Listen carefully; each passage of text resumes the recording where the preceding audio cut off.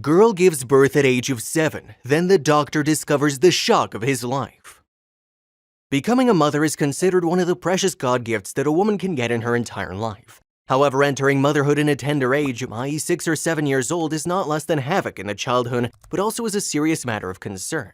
Among all the looming questions is that of who is the man responsible for her pregnancy to start with, the father of the newborn child. The child who is now the responsibility of raising a child looked great as she wrapped her arms around her newly born son while sitting on the hospital bed. The circumstances behind the story are yet to be ascertained. Generally, a girl reaches puberty at the age of 11 or 12 years old, but a few girls might also undergo precocious puberty and end up conceiving at unbelievably young ages. But what makes such cases more outrageous is the fact that these girls somehow involuntarily got indulged in sexual intercourse that ended up getting them pregnant, a strong indicator of child abuse and harassment. Mumsy was just 8 years and 4 months old when she gave birth to a baby girl in 1884. From Nigeria on an island called Akwa Akpa, now known as the city of Calabar, Mumsy's daughter followed her mother's footsteps, becoming a mother at the age of 8 years and 8 months. Over the years, it has not been uncommon to find young parents out there, but what is perhaps unusual is to find young teens as young as 17 as grandparents. In recent times, most people at that age are looking to complete their education to graduate from high school. The thought of even becoming a parent is rare, thus having grandchildren is out of place. But this was not the situation for Mumsy and her daughter, as well as other young girls from the 19th century. According to Lyle Archibald's 1936 book, The Future of Taboo in These Islands, Mumsy was a member of Chief Akiri's harem in Akwa Akpa, now Calabar, who would later be the father of her daughter. Since the 16th century, Calabar had been a busy international seaport, shipping out goods such as palm oil. Historical accounts state that during the Atlantic slave trade, it became a major port with the transportation of African slaves, with most slave ships being owned by Bristol and Liverpool. Some missionaries would later record the challenges of poor water supplies, malaria, and the presence of some tribes who were sometimes not too welcoming to evangelists and other slave traders. What was common, however, was the fact that chiefs kept a harem of wives and slaves. The harem is basically a female backyard or household largely reserved for princes and lords of this world. This private space has traditionally served the purposes of maintaining the modesty, privilege, and protection of women. In most parts of Africa and elsewhere, a harem, in terms of royal harems of the past, may house a man's wives and concubines, as well as their children, unmarried daughters, female domestic workers, and other unmarried female relatives. Mumsy was one of the many women and girls who lived in a harem belonging to Chief Akiri. After giving birth at 8 years and 4 months, with the chief being the father, her daughter would also become a mother exactly 8 years later. She was reportedly impregnated by the same chief who happens to be her father. She gave birth at an early age slightly older than that of her mother's, as she was 8 years and 8 months old. Nevertheless, this remains one of the shocking moments in history. Ever since the 1700s, a number of cases have been highlighted to show how girls and women across the world suffer just because of their gender. Among these forms of gender-based violence is child marriage, which denies children the right to be children and take away from them the opportunities for education and a better life. It also exposes them to risk of violence at the hands of their usually older and powerful husbands. A recent report by Girls Not Brides revealed that globally more than 700 million women alive today were married as children, and 17% of them, or 125 million, live in Africa. According to the report, Niger has the highest number of child brides, with 3 out of 4 girls married before they're 18. Transportation of African slaves was common practice during the Atlantic slave trade period. At that time, some missionaries struggled to find sufficient water sources, and they were exposed to mosquito bites which resulted in malaria infections. The most shocking case in medical history. In 1939, Lina Medina of Peru became the youngest person ever to give birth when she had a baby named Gerardo at just the age of 5. In the early spring of 1939, parents in a remote Peruvian village noticed that their 5-year-old daughter had an enlarged belly. Fearful that the swelling was a tumor, Tiberulo Medina and Victoria Lozea took their little girl from the family's home in Ticrapo to see a doctor in Lima. To the parents' shock, the doctor discovered that their daughter Lina Medina was 7 months pregnant, and on May 14, 1939, Medina gave birth via C-section to a healthy baby boy. At 5 years, 7 months, and 21 days of age, she became the youngest mother in the world. Medina's case took pediatricians by surprise and attracted international attention that she and her family never wanted. To this day, Medina has never told authorities who the father was, and she and her family still shun publicity and avoid any opportunity for a tell-all interview.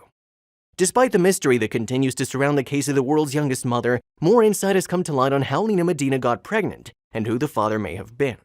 Born on September 23, 1933 in one of the poorest villages in Peru, Lina Medina was one of 9 children. Her pregnancy at such an early age obviously came as a disturbing shock to her loved ones and the public. But to pediatric endocrinologists, the idea that a 5-year-old child could get pregnant wasn't entirely unthinkable.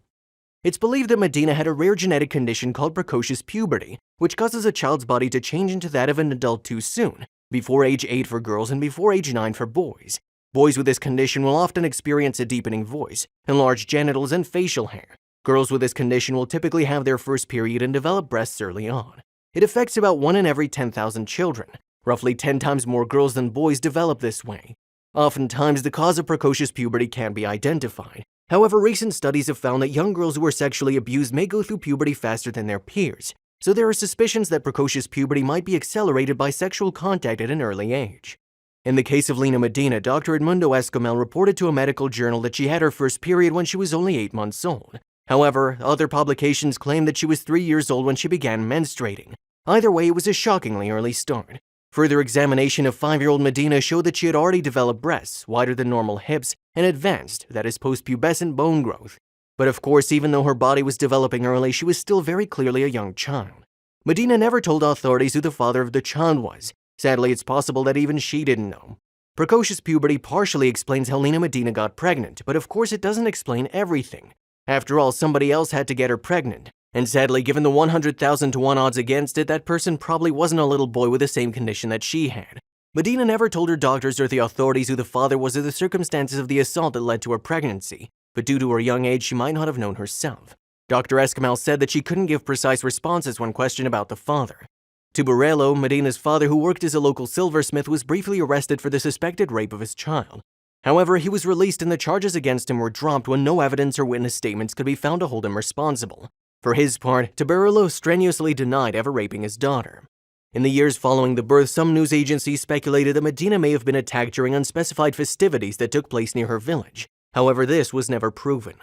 Newspapers in Peru unsuccessfully offered the Medina family thousands of dollars for the rights to interview and film Lina. Meanwhile, newspapers in the United States had a field day reporting on the story, and they also attempted to interview the youngest mother in the world. Offers were even made to pay for the family to come to the United States, but Medina and her family declined to speak publicly.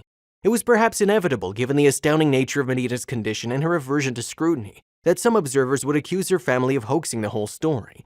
In the over 80 years that have passed, this seems unlikely to be the case.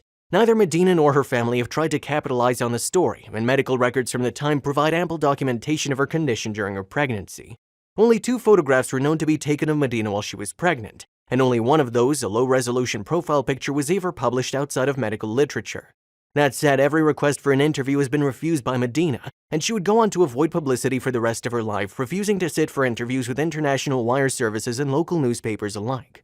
Lina Medina seems to have gotten good medical care, especially for the time and place in which she lived, and she gave birth to a healthy baby boy. Delivery was by cesarean section because despite Medina's prematurely widened hips, she probably would have had a difficult time passing a full-sized child through the birth canal. Lina Medina's child was named Gerardo after the doctor who first examined Medina, and the infant went home to the family's village of Ticrapo after he was released from the hospital. 2 years after the birth, a specialist in child education at Columbia University named Paul Coesk got permission to visit the Medina family. Coesk found that the youngest person to give birth was above normal intelligence and that her baby was perfectly normal. She thinks of the child as a baby brother, and so does the rest of the family, Coesk reported. An obstetrician named Jose Sandoval, who wrote a book about the Medina case, said that Medina often preferred to play with her dolls rather than her child. As for Gerardo Medina himself, he grew up thinking that Medina was his older sister. He found out the truth when he was about 10. In her young adulthood, she found work as a secretary for the doctor who attended the birth, which paid her way through school. At roughly the same time, Lina managed to put Gerardo through school as well. She later married a man named Raul Gerardo in the early 1970s and gave birth to her second son when she was in her 30s. As of 2002, Medina and Gerardo was still married and living in a poor neighborhood in Lima. Given her lifelong attitude toward publicity and the prying eyes of curious outsiders towards history's youngest person to give birth, it may be for the best that Lina Medina's life remains private. If she's still alive, she would be in her late 80s today.